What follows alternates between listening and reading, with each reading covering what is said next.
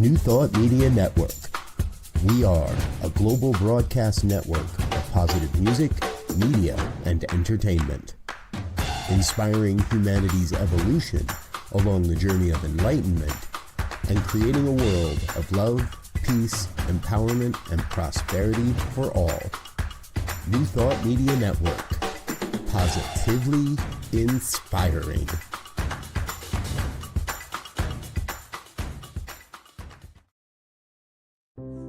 What if you had a place to return to every day for peace, clarity, and connection?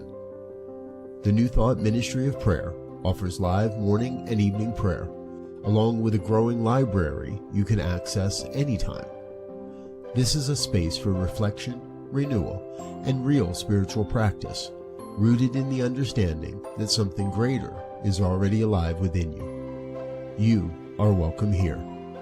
Join us live or watch anytime. The New Thought Ministry of Prayer, part of the New Thought Media Network. Come, take a moment for what matters most.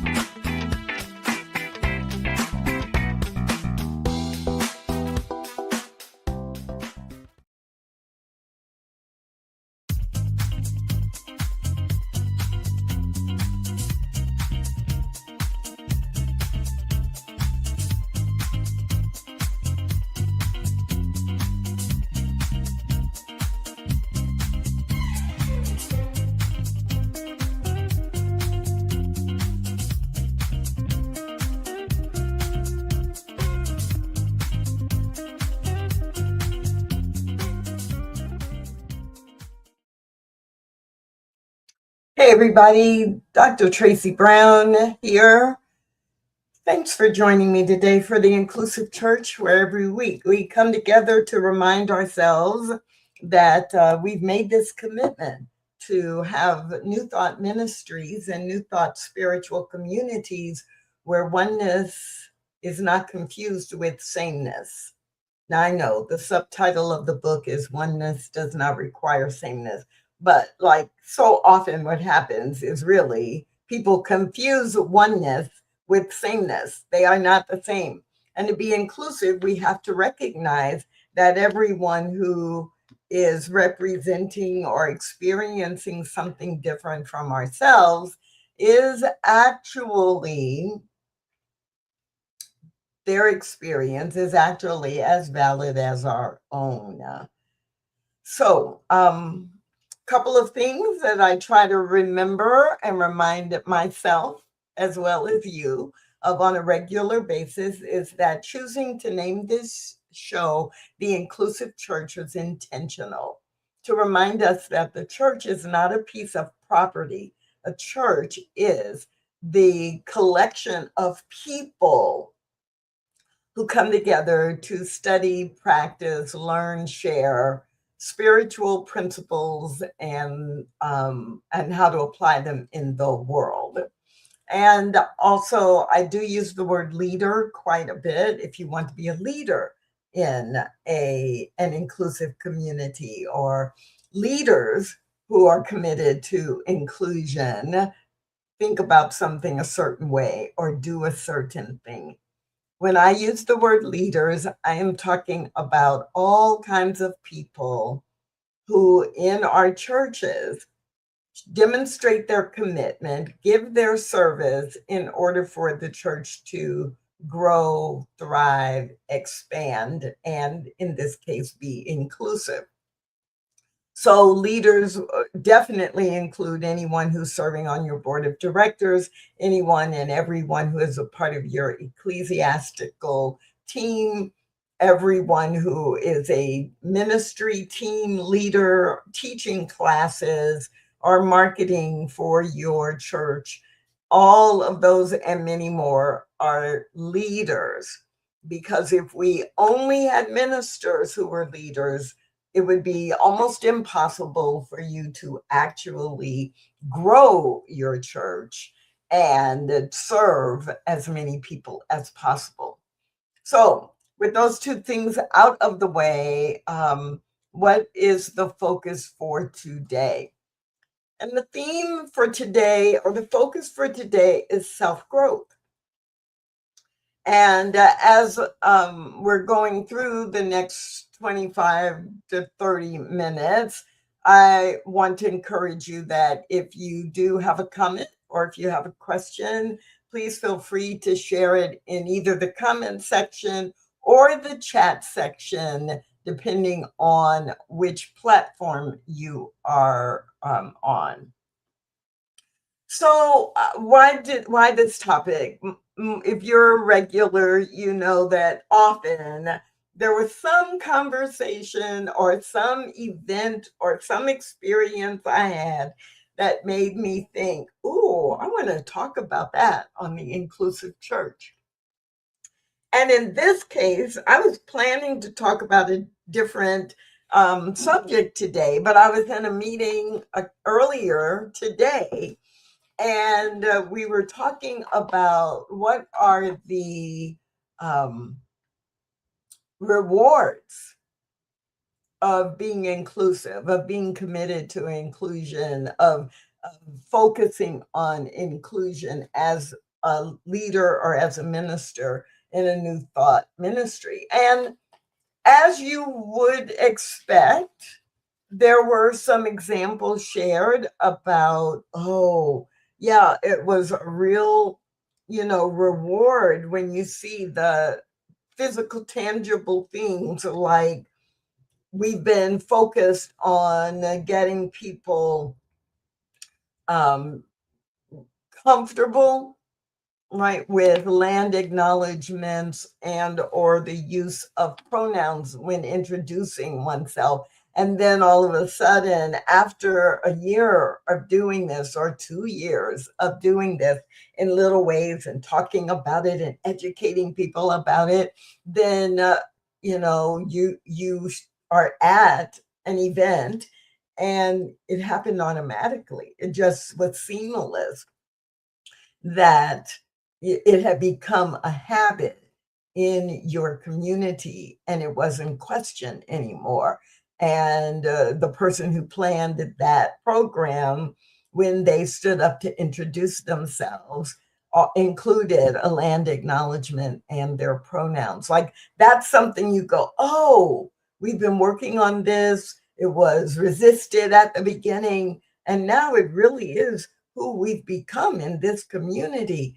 And that feels like it's a reward, like, oh, it's happening. What I'm doing is making a difference, right? Or, an example of the condition changes because your community, your church has been involved in interfaith efforts related to supporting uh, immigrants who are in your county legally, and all of a sudden you see some article in the newspaper that doesn't point out or name your church, but the efforts that you have been putting in are having an impact because a county commissioner makes some announcement, right? It's like, oh, we can see those kinds of things.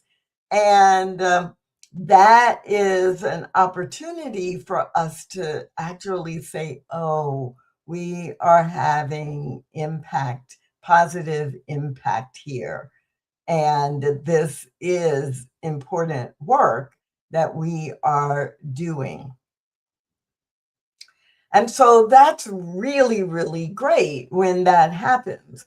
And there were some examples that were specific to individual people in the congregation who were changed by the efforts that have been put forth many times over years, over years, where someone comes up or someone has the microphone and they acknowledge that 3 years ago they didn't understand why we were having a prayer vigil when someone Black was killed while in police custody, or someone who was unarmed was arrested and then killed in the course of the arrest, and that they didn't understand. Their assumption was that surely they must have done something wrong. But over 3 years of talking to people who are African American and hearing their stories and reading multiple news sources and doing some research around some of the people who were killed, that they recognized how we were using our spiritual principles of love, of harmony, of unity to address what was an issue or challenge beyond our own circle. Or an example shared about one individual person, right? And how, in the course of a very short period of time, because they were intentionally included and addressed, they began to engage and be involved and to offer their insights, and how that makes a difference. So all of those are examples of growth, right? The community is growing. People in the community are growing and wanting to be more inclusive. That we do want to celebrate. We actually do want to celebrate that. And I'm looking for a quote. It's a Howard Thurman quote that I really love. You may have heard me use it before because I love it so much. Howard Thurman wrote, "It's not that the sense of separateness is not authentic, but merely that it is not absolute." It's not that the sense of separateness is not authentic, but merely that it is not absolute. So, yes, the sense of separation or the sense of demarcation that differences naturally display, if I'm different from you, we know that we're different from one another. It might be by race, it might be by gender, it might be by age or generation. Might be by education or profession or the language spoken. There's so many ways that we're different from each other, and that is authentic. But it doesn't have to lead to a sense of separation, or that we cannot work together, or that I'm better than you are. None of that is automatic, because if you believe, like I do, that diversity is a divine idea, right, then it's not a mistake that we are all members of different identity groups. It's not a mistake. It's the way it is. Whether we decide to make that a problem, or whether we decide to mine it for its potential, is totally up to us, individually and collectively. So when Howard Thurman reminds us that the sense of separateness is not authentic, or is authentic, but that's not really the issue. The issue is that it's not absolute. It is not the will of God. It is not spiritual law. And so when we separate ourselves through artificial hierarchies and power plays, we are literally separating ourselves from another creation of God, God in another form, spirit in another being. And it is our choice. We can do that. I can choose to behave and design my life as if I am separate from other creations of God, or I can choose instead to be guided by the absolute, the spiritual truth the law of all laws. And that will drive me to have different actions. So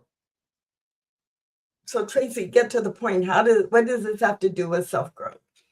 Well, I was thinking about how easy it is for us to notice the rewards of being inclusive in terms or in context of the organization and other people's behaviors. But in the conversation this morning, someone actually said their biggest reward was seeing their own growth, recognizing their own growth. And I was like, oh my, how interesting is that? Right? Seeing and recognizing their own growth. And I thought about it, and it's like, yeah, I celebrate the things that have happened in the communities I've been a part of. I'm really happy about how people who have been students in courses that I have facilitated have gone on to expand and to be more inclusive and to actually apply what we talk about in classes. I'm very proud of people who've read my books and who quote me and who share the impact that has had on them. But more than what happened externally or what other people did, yeah, there's a big focus, a big joy, a big feeling of gratitude for self-growth. Self-growth. So in the conversation this morning, we talked about that a little bit, and other people shared their experiences as well. And what I noticed was that there were several patterns, several places where that self-growth shows up that I want to look at in myself, and I want to encourage you to review and to consider in your own self-growth or your own evaluation of how you have been or are being rewarded for your commitment to inclusion. Someone mentioned that they had learned so much about other worldviews. People who had lived in different cultural situations, people who had different backgrounds, who grew up in a different city, state, country, a different part of the world, even in the same city, right? You can live in different parts of that city or county and have very different experiences that shape your worldview. So there is one big place to look at, I say I'm committed to inclusion, and what is it that I have learned about different worldviews, not better or worse, but that they are simply different. And how can I relate to someone who has a very different life experience than I do without making them bad or without impressing upon them my superiority or that my experience is better than theirs? And so worldview, yes, people who have had different experiences. And this is true. I guess this is an appropriate time for the reminder that when we are talking about inclusion, we are not just talking about race, that race and ethnicity are two of the ways we might find ourselves being different from someone. But I could be in a group or teaching a class with people who are all the same race and ethnicity as I am. And we could still have very, very different experiences based on where we grew up, the size of our family, the language that was spoken as the primary language in the home, right? All different ways that we could be really different from one another, even if our race or our ethnicity is the same. So, absolutely, worldview. My worldview has been expanded greatly by engaging with and learning from people who are different from me culturally.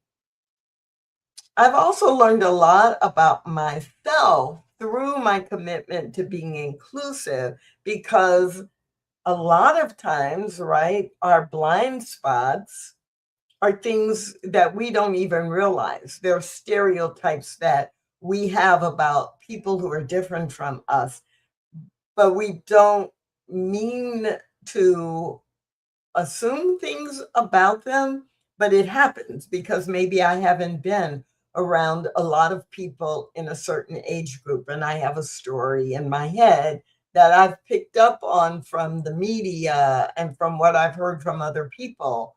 I didn't consciously choose to think negatively, but then I realized, oh, I made some assumptions here that may or may not apply to this particular student in my class. And so many times our self growth comes in recognizing and learning about the stereotypes or the unconscious biases that we didn't consciously choose. We just picked it up, and maybe, it seems like it must be that way because we haven't met anyone who is different from that, and we don't know. And I have experienced this like in the reverse or the inverse many times. If I've traveled to other countries and there are assumptions about Americans that if someone's telling me or asking me, do I do a certain thing or do I own a certain thing? And I'm like, why would they think that about me? Oh, because this is what they believe most Americans experience or have, right? Or if they interact with me in a certain way because of what they've heard about Black Americans and they realize I'm from the US and they're like, they think they know. They've seen some movies or they've read something in several books or elders in their community have told them certain things.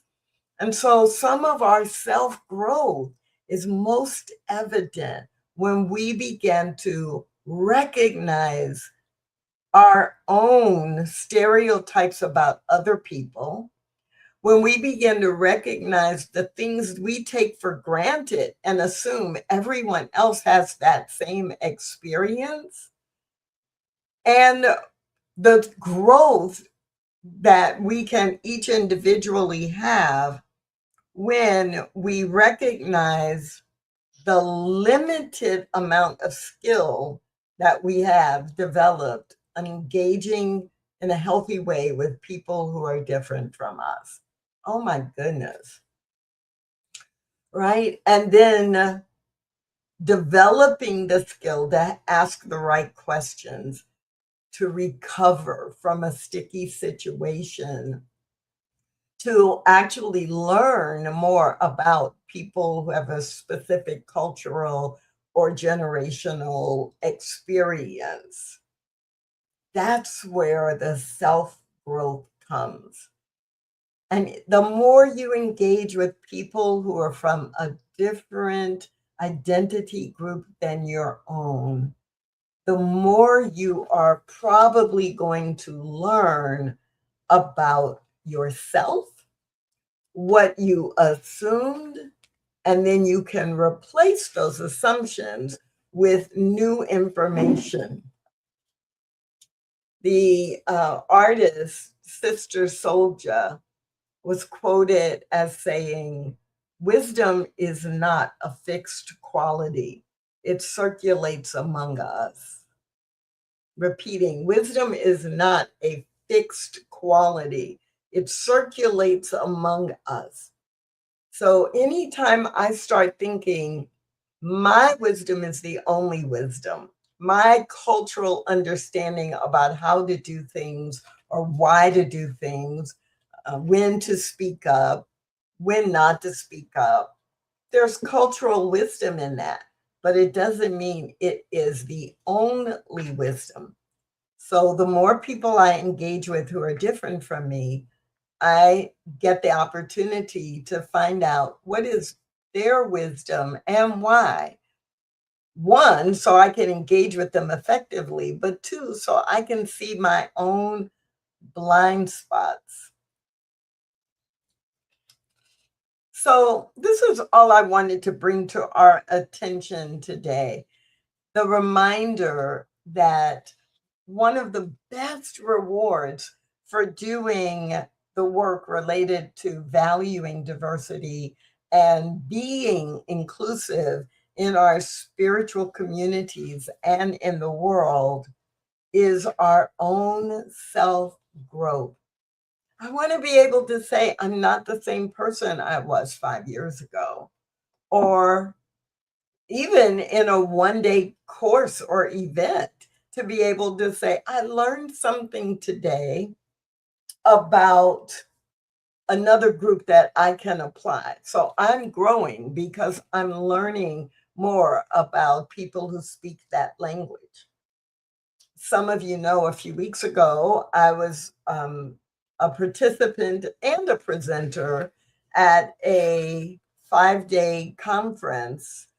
And the conference was designed to be bilingual, Spanish and English. However, 60% or so of the people engaged in the conference, Spanish was their primary and or only language. About 20% were bilingual with Spanish and English, and about 20%, including me, were English speakers with very little to no Spanish conversation ability. And it was great. It was not always easy. And there were moments where there was frustration for me because I couldn't actually communicate what I wanted to say or what I wanted to share. And if there wasn't someone who was an interpreter or someone who was, nearby, or someone who was bilingual and could build the verbal bridge, it was a little frustrating. And I was so, so happy to have the experience of the frustration because it reminded me of two things. It reminded me that I really could get a tutor and learn conversational Spanish if I wanted to. That is an option. And I have not chosen to do that. But if I wanted to grow and be more conversational with Spanish, I have that option. It also helped me grow in a way of being able to experience, having the actual experience of what it's like to be in an environment where the language that is being spoken is not a language you speak. And more often than not, I'm in an environment where the primary language being spoken and everything is planned around English speakers. And so it would be easy for me to forget, or for it to just be an abstract concept of, okay, there's some people here who are coming to this conference. And, there are about 20 people coming to this conference and they speak Spanish primarily. And, we're still going to speak English, and the assumptions, but to feel how that feels, to be the one who has something to contribute and nothing is set up for you to be able to do so. Side note, sidebar, yes, at this conference we had simultaneous translation, for all the presentations. So the conference planners did anticipate that there would be people who only spoke Spanish and there would be people who only speak or spoke English. But away from the formal presentations, sitting at lunch or visiting the vendors or simply taking a break and walking around the grounds of the conference hotel and wanting to develop a relationship or have a conversation with someone who didn't speak English. It's like the feeling of that, like reignited something in me that I don't want people to have that feeling unnecessarily at other conferences that I may have input into or that I may plan. So, self-growth. It is as good a measure as any, and some might say it is one of the most important measures if you're going to commit to being inclusive and if you are going to be authentic in your own growth. So I'm going to close with a quote today from Wade Davis. The world in which you were born is just one model of reality. Other cultures are not failed attempts at being you. They are unique manifestations of the human spirit.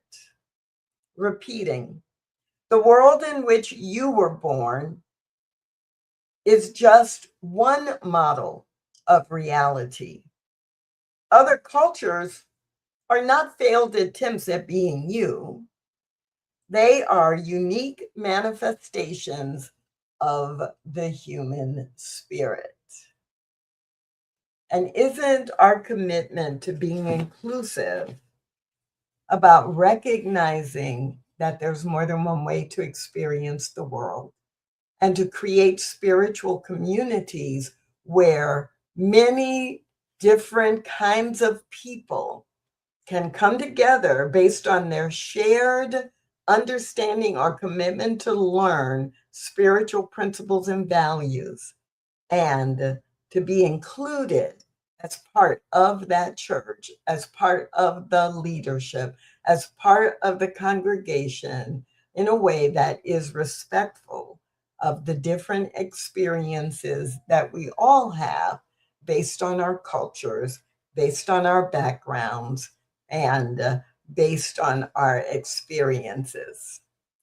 So I hope you will do as I try to do, as I am committed to doing, create a culture within your church where all kinds of people are welcomed, are valued, and are engaged.